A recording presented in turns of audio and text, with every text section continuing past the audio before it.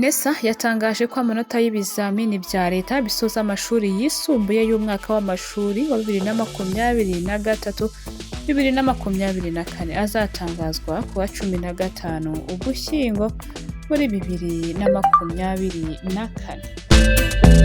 Kuri uyu wa gatanu tariki 8 z'ukwezi kwa 11 ikipe ya Vision FC yo mu cyiciro cya mbere yasinyanye amasezerano na sosiyete y'imikino y'amahirwe ya hino Rwanda. Muri aya masezerano y'imyaka 2 Vision FC izajya yambara wina ku myenda yayo inayamamaze ku kibuga ku mikino yakiriye.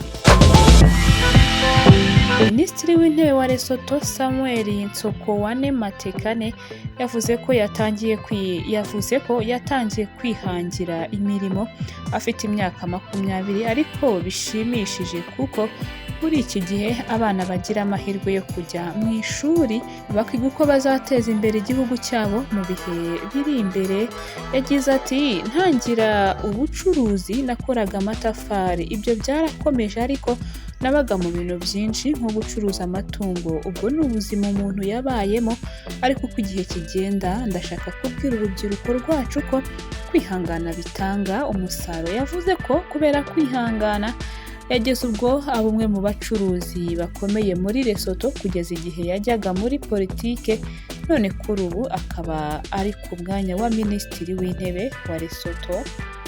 Ibintu bishimishije cyane, intambwe cyangwa se isomo ririmo ni ukwihangana. Naho Perezida Paul Kagame yasabanye n'urubyiruko rwitabiriye Youthconnect2024 bafatana agafoto k'urwibutso.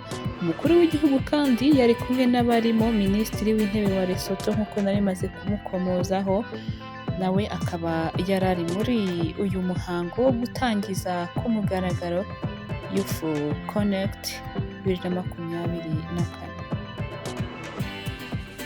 Niba ari ubwa mbere ugeze hano kuri YouTube channel yacu kandi ukaba ugejeje kuri uyu munota urimo kureba video zacu, amahoro y'Imana akomeze kubana nawe.